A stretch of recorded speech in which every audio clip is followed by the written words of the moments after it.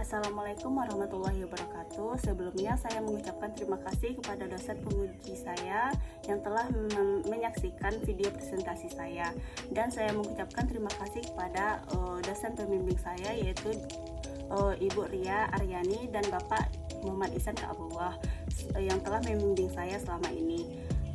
Saya akan mempresentasikan hasil proposal penelitian saya yang berjudul Strategi Dinas Kesehatan dalam Penanganan Stunting di Kabupaten Pasaman.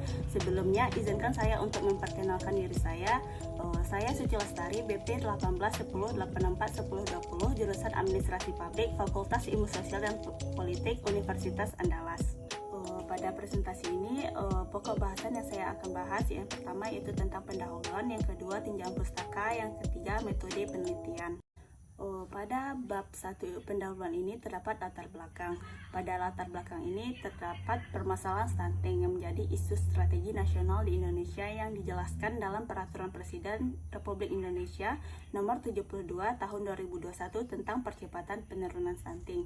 Pada Peraturan Presiden ini menjelaskan bahwa dalam rangka mewujudkan sumber daya manusia yang cerdas, sehat, dan produktif, serta mencapai tujuan pembangunan berkelanjutan, dilakukan percepatan penurunan stunting.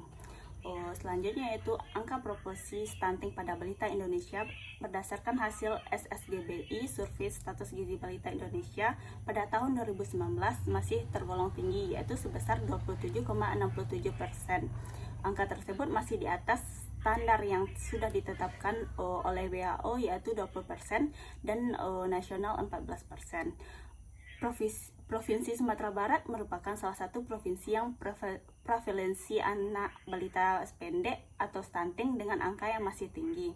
Sebagian besar kabupaten atau kota di Sumatera Barat memiliki angka prevalensi di atas 20% atau belum mencapai target prevalensi stunting nasional, di mana kabupaten yang paling rendah performanya dalam penanggulangan stunting di Sumatera Barat yaitu yang pertama Kabupaten Solok, yang kedua Kabupaten Pasaman, dan Kabupaten Sejunjung. Berikut disajikan data prevalensi balita stunting di Provinsi Sumatera Barat per kabupaten atau kota. Kabupaten Pasaman merupakan salah satu kabupaten yang ditetapkan sebagai daerah lokus penurunan stunting di Sumatera Barat. Kabupaten Pasaman berada di urutan kedua tertinggi di Sumatera Barat dengan angka stunting 30,2% setelah Kabupaten Solok. Kabupaten Pasaman menjadi kabupaten lokus penanganan stunting di Indonesia berdasarkan keputusan Menteri Perencanaan Pembangunan Nasional atau Kepala Badan Perencanaan Pembangunan Nasional tentang penetapan perluasan kabupaten atau kota lokasi fokus intervensi penurunan stunting terintegrasi tahun 2021. Sebagai upaya untuk penanganan stunting, pemerintah Kabupaten Pasaman mengeluarkan Peraturan Bupati Pasaman Nomor 57 Tahun 2018 tentang penanganan stunting di Kabupaten Pasaman.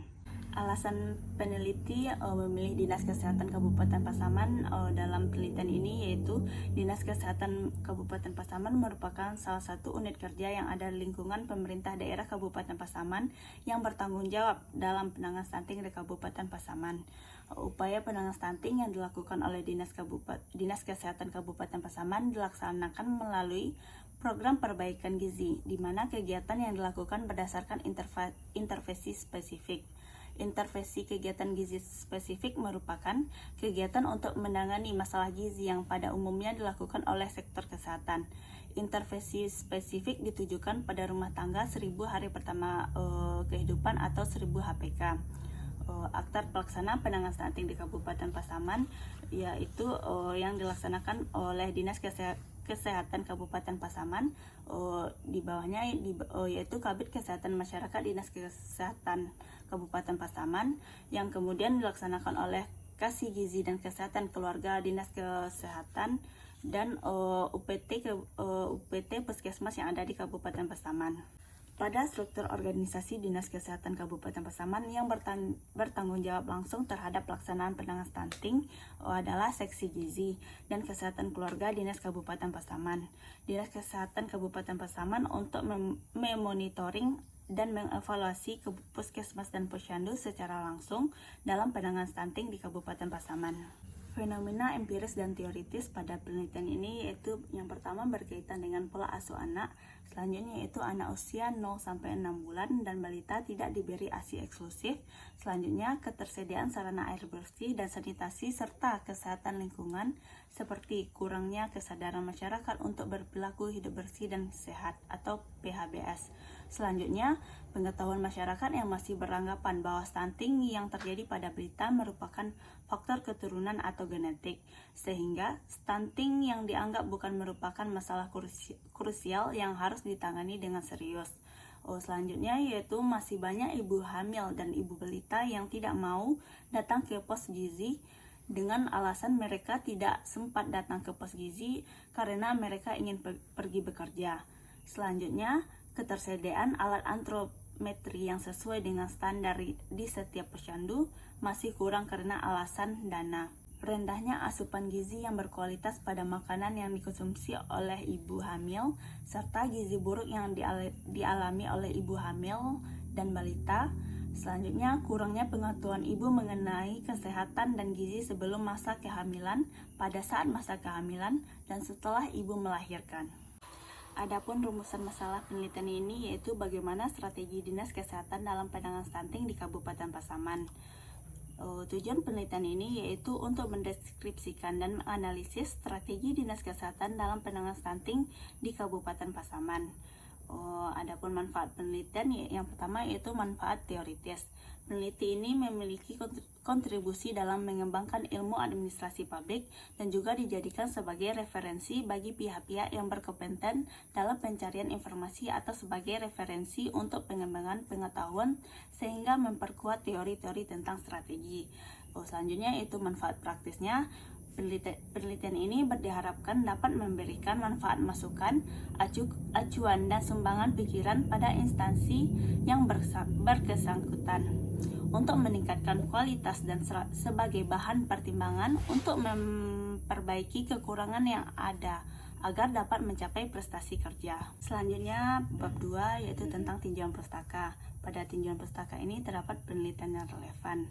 Pada penelitian ini, peneliti menggunakan penelitian yang terdahulu yang relevan dengan penelitian yang peneliti gunakan, yang disajikan pada tabel pada slide ini. Selanjutnya yaitu teori dan konsep. Pada penelitian ini, peneliti menggunakan teori strategi menurut Cotton. Strateginya itu yang pertama strategi organisasi. Pada teori strategi organisasi terdapat yang pertama itu visi dan misi organisasi, yang kedua tentang tujuan organisasi. Selanjutnya yaitu strategi program. Pada strategi program terdapat yaitu yang pertama program dan kegiatan, yang kedua dampak dan program. Selanjutnya yaitu strategi pendukung sumber daya. Pada strategi ini yaitu terdapat sumber daya manusia, selanjutnya sarana dan prasarana, selanjutnya sumber daya finansial. Teori selanjutnya yaitu strategi kelembagaan. Pada strategi kelembagaan ini terdapat SOP yang dilaksanakan dalam melaksanakan strategi. Selanjutnya yaitu skema pemikiran. Peneliti telah menyajikan skema pemikiran yang digunakan dalam penelitian ini. Selanjutnya yaitu definisi konsep.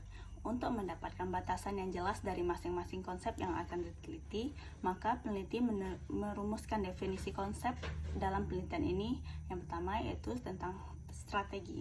Strategi adalah prioritas atau arah keseluruhan yang diambil oleh organisasi dan pilihan-pilihan tentang bagaimana cara terbaik untuk mencapai misi organisasi. Yang kedua yaitu tentang stunting. Stunting merupakan masalah yang berkaitan dengan kekurangan gizi karena kurangnya asupan gizi dalam waktu yang lama yang mengakibatkan terjadi gangguan pada anak. Salah satu cirinya yaitu tinggi badan anak yang rendah atau dari standar anak-anak seusianya. Yang selanjutnya yaitu penanganan stunting. Penanganan stunting merupakan kegiatan yang dilakukan untuk mengurangi atau minimalisir terjadinya stunting di Kabupaten Pasaman. Selanjutnya yaitu tentang definisi operasional. Dalam peneliti tentang strategi Dinas Kesehatan dalam penanganan stunting di Kabupaten Pasaman, peneliti mendeskripsikan masalah dengan menggunakan teori strategi menurut Cotton yang disajikan pada tabel pada slide ini. Selanjutnya yaitu bab 3 tentang metode penelitian. Pada metode penelitian ini terdapat pendekatan penelitian dan desain penelitian. Yang pertama yaitu pendekatan penelitian.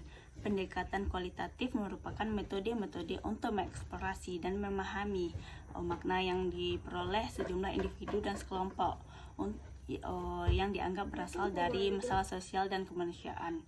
Selanjutnya yaitu jenis penelitian deskriptif. Dalam penelitian ini, desain penelitian yang digunakan yaitu penelitian deskriptif. Penelitian deskriptif merupakan penelitian yang digunakan atau diarahkan untuk memberikan gejala-gejala, fakta-fakta atau kejadian secara sistematif dan akurat mengenai sifat-sifat populasi atau daerah tertentu. Tipe penelitian yang deskriptif digunakan dalam penelitian ini karena peneliti ingin menjelaskan dan mendeskripsikan bagaimana strategi Dinas Kesehatan dalam penanganan stunting di Kabupaten Pasaman. Selanjutnya 3.2 tentang teknik pengumpulan data. Pada teknik pengumpulan data ini terdapat 3 cara. Yang pertama wawancara. Wawancara merupakan tanya jawab secara lisan antara 2 orang atau lebih secara langsung atau percakapan dengan maksud tertentu. Dalam melakukan proses wawancara, peneliti memberikan pertanyaan secara langsung kepada informan dan jawaban-jawaban diberikan informan dicatat atau direkam. Selanjutnya observasi. Observasi merupakan kegiatan yang dilakukan oleh peneliti secara langsung turun ke lapangan untuk mengamati perilaku atau aktivitas individu-individu di lokasi penelitian. Selanjutnya yaitu tentang dokumentasi. Dokumentasi merupakan proses yang dilakukan dalam penelitian dengan mengumpulkan atau mengambil keterangan-keterangan dan bisa juga dalam bentuk gambar atau tulisan-tulisan serta arsip-arsip yang dibutuhkan dalam proses penelitian. Selanjutnya 3.3 teknik pemilihan informan. Teknik pemilihan informan dalam penelitian ini menggunakan purposive sampling. Teknik purposive sampling merupakan teknik penentuan sampel dengan pertimbangan tertentu. Dalam penelitian ini pemilihan informan yang dilakukan oleh peneliti yang pertama yaitu kepada Kepala Dinas Kesehatan Kabupaten Pasaman, yang kedua Kepala Bidang Kesehatan Masyarakat Dinas Kesehatan, yang ketiga Kepala Seksi Gizi dan Kesehatan Keluarga Dinas Kesehatan, yang keempat Kepala Puskesmas Pegang Baru, yang kelima Puskesmas Gizi Puskesmas Pegang Baru.